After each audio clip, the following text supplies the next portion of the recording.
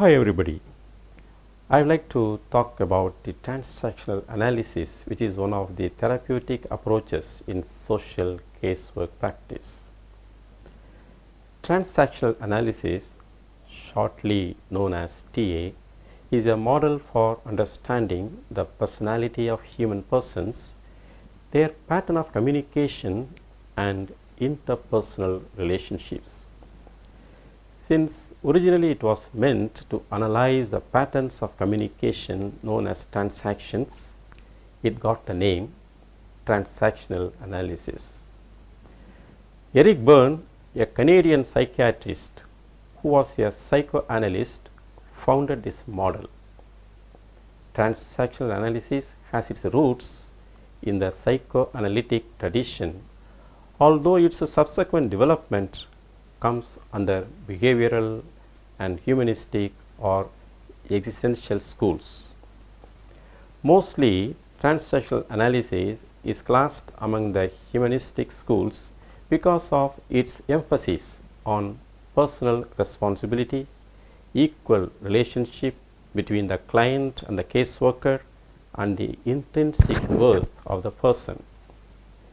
At the end of this talk, you will be able to understand the philosophical assumptions of transactional analysis, gain a good grasp of the theoretical framework of transactional analysis, learn the monitoring of the parent, adult and child, and know the life positions. Let me mention the philosophical assumptions of transactional analysis. There are three philosophical assumptions. People are okay, everyone has a capacity to think, and people decide their own destiny, and these decisions can be changed. Let me briefly explain these assumptions. People are okay. Everyone, irrespective of his or her race, age, gender, religion, or any other personal feature, has intrinsic worth, value and dignity. Everyone has a capacity to think.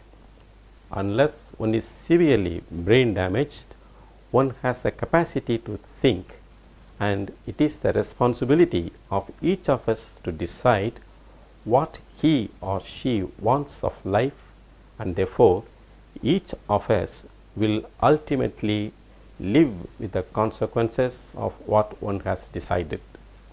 People decide their own destiny, and these decisions can be changed. The strategies decided in early childhood influence the individuals in such a way that when one engages in apparently self-defeating behaviors or repeatedly feels painful feelings, one is presumed to be following the strategies decided in early childhood.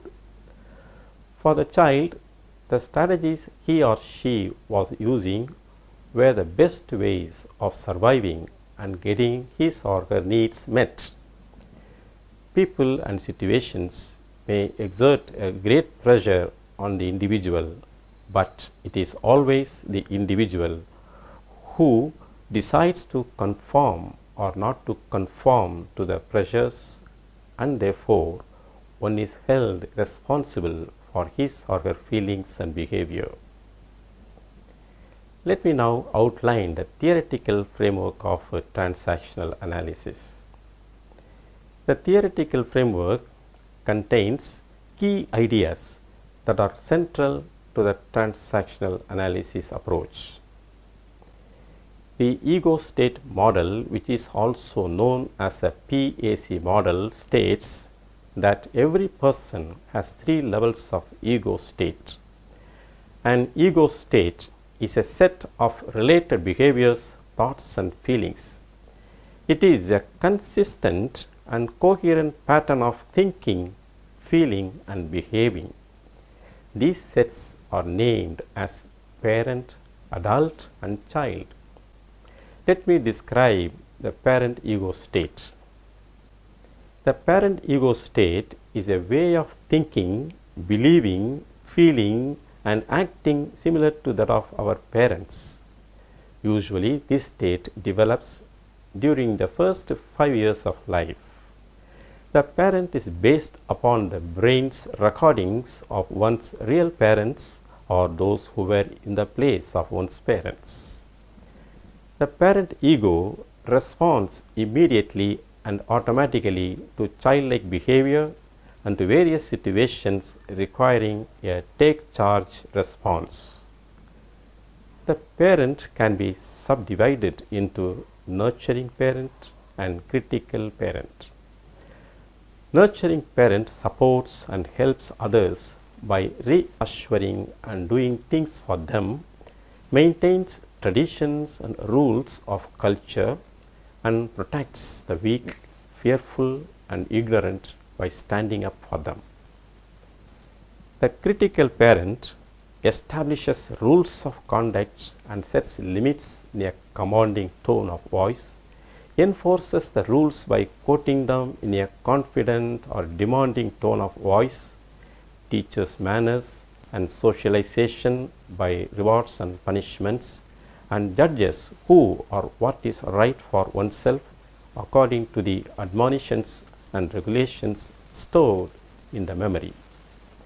Therefore, the content of the parent ego state is made up of all that has been taught in the form of opinions, faith, beliefs, customs, manners, morals, culture, traditions, controlling, nurturing, and protecting. Now let me explain about the child ego. The child ego state contains one's basic desires and needs and the recordings of the feelings and reactions one had as a child. This state also develops during the first 5 years of life. The child ego state is subdivided into natural child or free child and adapted child. The adapted child can be again subdivided into rebellious child and compliant child or obedient child.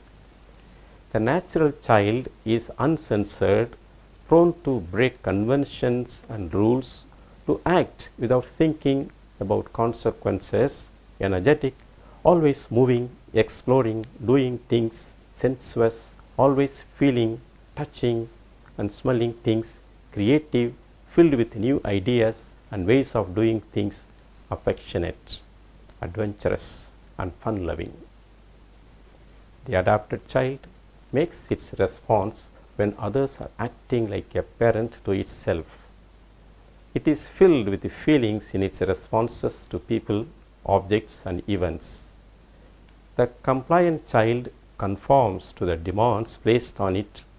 Sometimes it fears people and things and seeks protection or nurturing. It asks for permission and suggestions to do the right thing. It believes in magic and feels that some people have magical power over itself and thus is superstitious. The rebellious child rebels against authority, parenting and rules and regulations. Sometimes it procrastinates when given directions, orders or deadlines. There are times when it withdraws, sulks or harbors a grudge towards people who give orders, make judgments and behave like a parent. Let me now mention about the adult ego state. The adult part of the personality begins to develop when a person is about a 10-month-old child. In a healthy individual, the adult continues to develop throughout life. The adult is the data processor, the scientific part of the personality. It processes current and objective information about the world. It is responsible for most activity and work such as driving a car, solving a problem or learning a skill. Secondly, it edits the recordings of the parent and the child when they contain inaccurate data. In short, it is a way of acting, feeling and believing that is objective in the present, computing and managing new data. Let me discuss about monitoring parent, adult and child. The parent is not all good or all bad, and likewise the adult and the child. Hence, there is a need to monitor the parent, adult and child. Monitoring the parent means we may have acquired different types of parental attitudes, in the sense that when we are in our parent ego state of taking charge of a situation, we manifest certain attitudes and behavior patterns. There are 6 types of unhealthy parents: inconsistent parent, conflicting parent, uninvolved parent, super organized parent, over needy parent, indecisive parent. Let me make a brief mention of each of these types. Inconsistent parent. There may be a discipline in the family which everyone has to respect, and suddenly, for no apparent reason, that discipline may be overlooked. For example, children are told to brush their teeth before drinking tea, coffee or milk in the morning. Children may faithfully follow this rule. All of a sudden, one day, the mother serves tea to the children before they could brush their teeth without any valid reason for this change in the rule. This might confuse the children with regard to the validity of a rule, and when they assume the parent ego state later, they will be inconsistent with regard to policies to be followed. Conflicting parent. There may be a conflict between the parents over one and the same issue. For example, the father may insist on spending money for a rather comfortable life, but the mother may be more interested in saving money. This conflict may be an open fight in the family.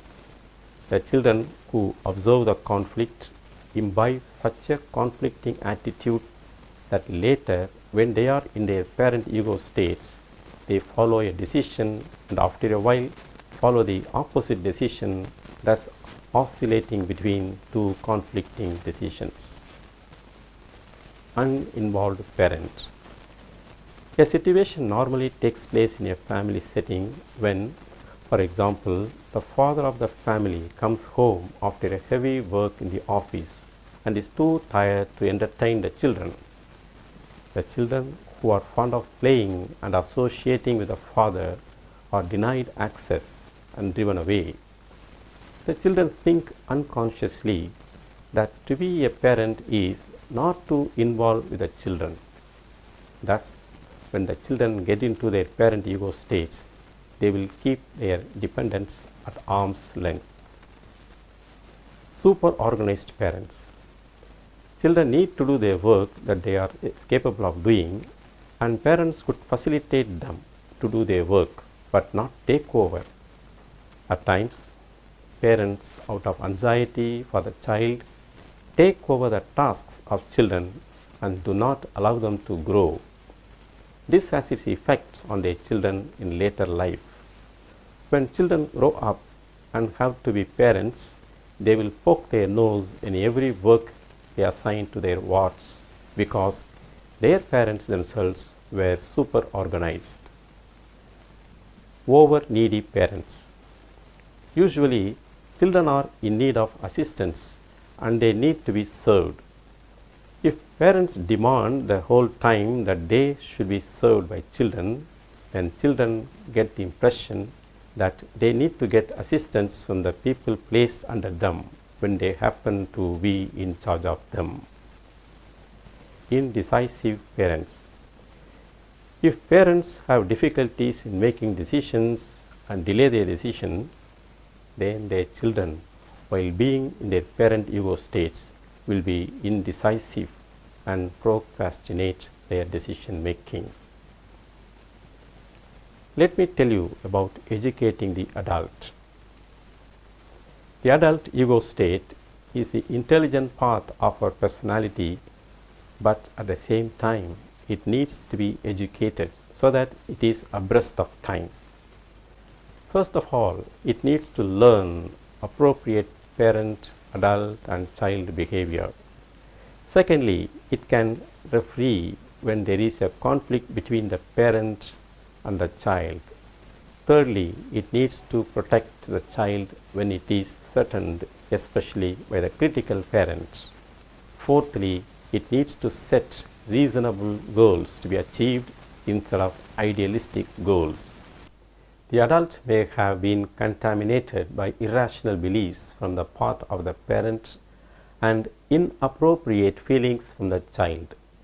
Therefore, it needs to root out irrational beliefs by challenging the parent and change the inappropriate feelings of the child by dealing with them.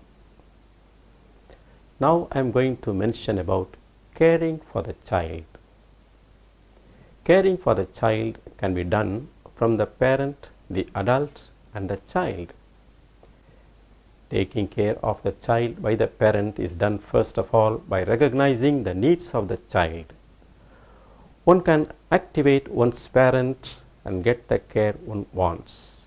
For example, if your mother used to give you a glass of orange juice when you were sick, now you could do the same by preparing the juice by yourself and enjoy drinking it. The adult can assure that one need not be perfect, yet can do excellently. It is all right to be vulnerable and to need others. It is all right to take one's own time. It is all right to do one's best. It is all right not to please others at times, and it is all right to respect one's own feelings. Let me now describe the transactions.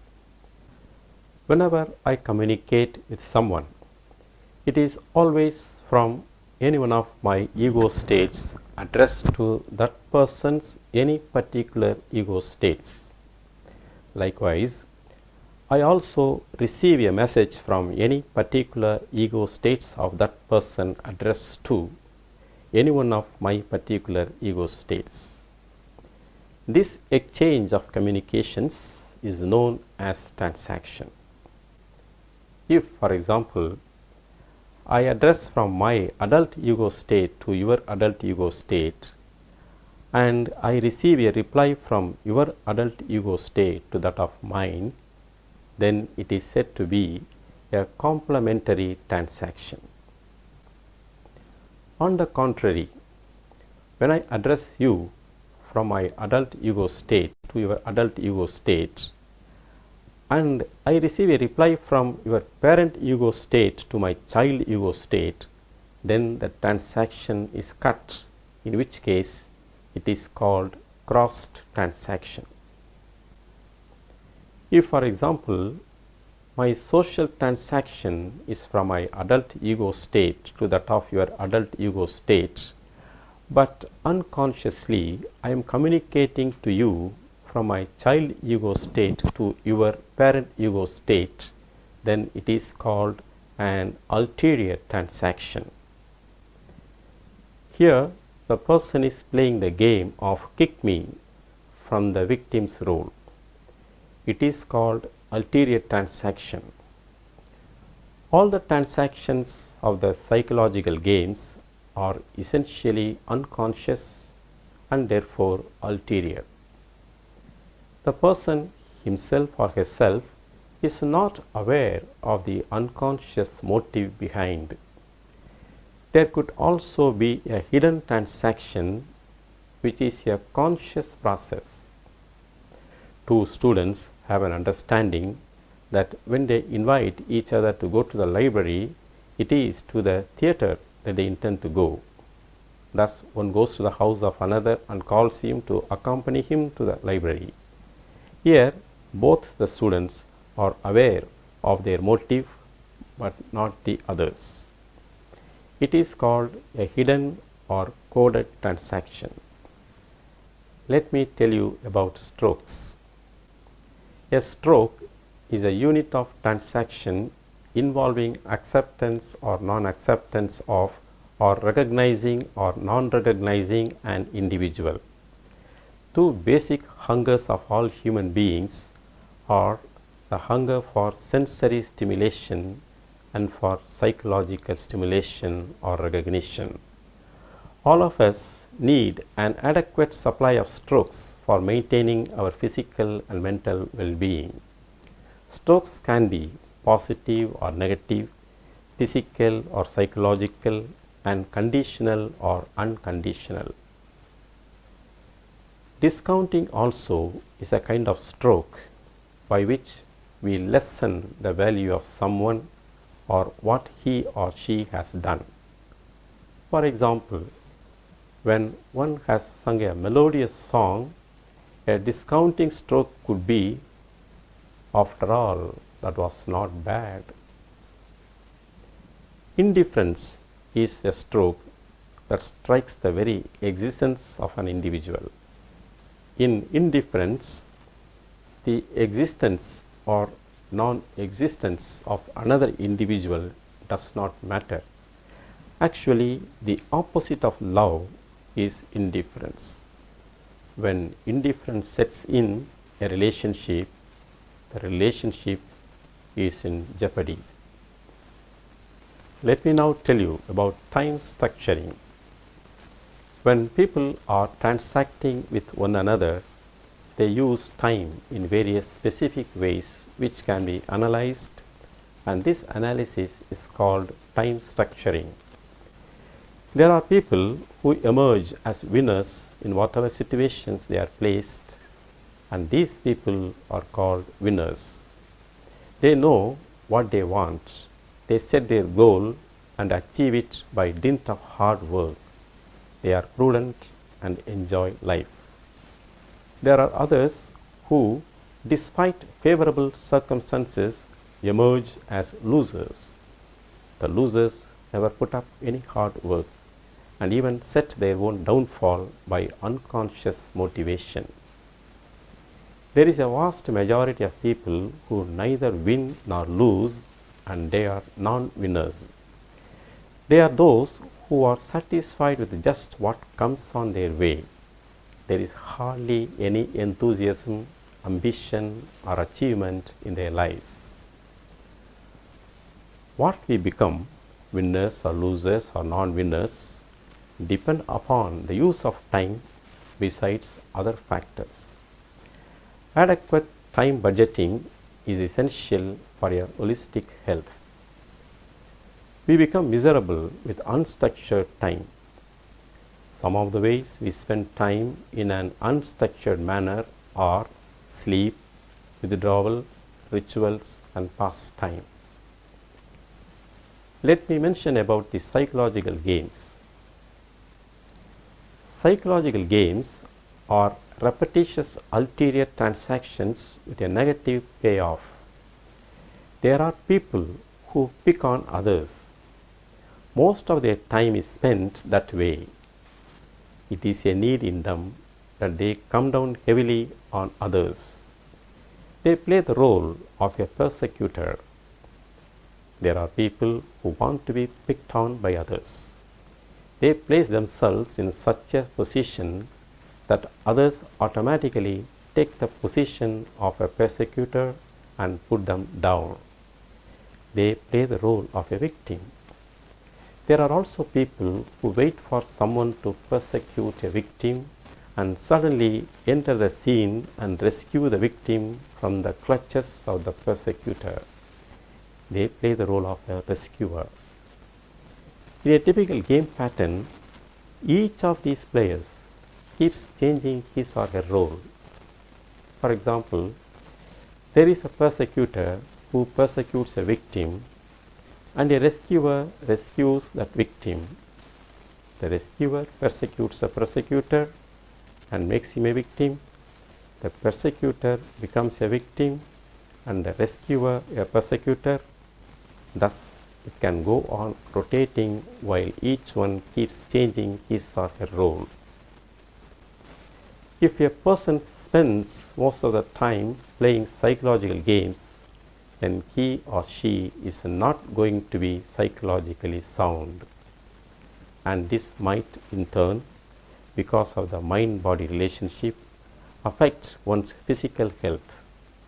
Therefore, When caseworkers perceive that the clients may have problems with their time budgeting, it is good to make the client draw their structurogram and assist them to rearrange their time structuring.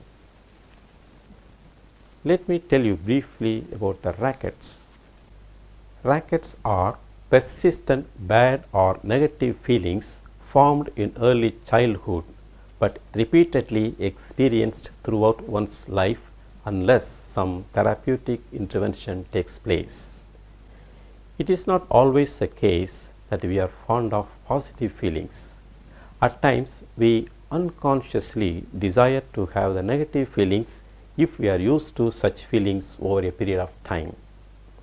By the time one is 5 or 6, the person would have experienced more or less the whole spectrum of feelings and chooses a particular negative feeling as a companion, which we call a racket. Of course, the making of the choice is outside the awareness of the individual. Dr. Eric Berne has identified 4 basic life positions. Let me explain one by one. I am okay and you are okay is the winner. It is basically a healthy position.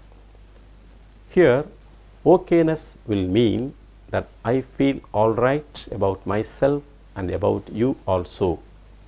It is about the question of being comfortable with oneself and with others under normal conditions. People who have more of nurturing parent, adult and free child tend to have this position. I am okay and you are not okay. This is a position of ultra independence. Outwardly, these people think that they are all right, whereas in fact, deep down in themselves, they are feeling not all right. Actually, their not okayness is projected on to others who may be normally healthy. I am not okay and you are okay. It is a self-abasing, depressive, neurotic and masochistic stance.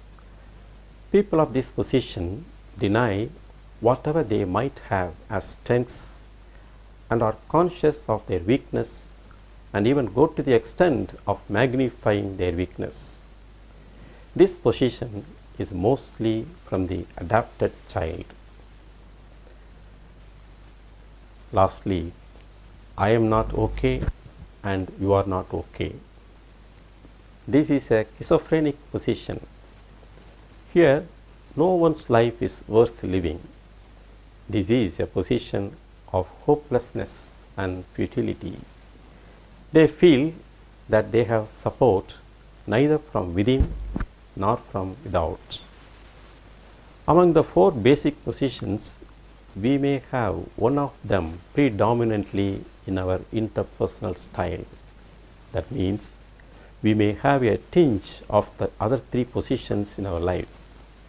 These basic life positions are really attitudes expressed in behavioral patterns.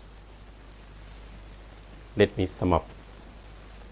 Transactional analysis is a therapeutic approach developed by Eric Berne and is a widely recognized form of modern psychology where both the caseworker and the client engage in a therapeutic contract that outlines the desired outcome the client strives to achieve through therapy.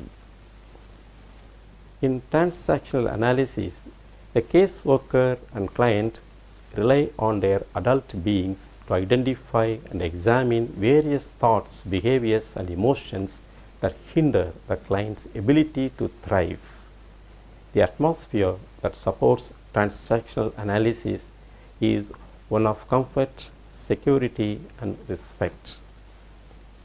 Transactional analysis utilizes the parent-adult-child theory and is applied throughout many fields, including medical, therapeutic, communications, business, management, clinical, organizational, behavioral, and personal. Let me sign off now and hope to see you in another session. Thank you.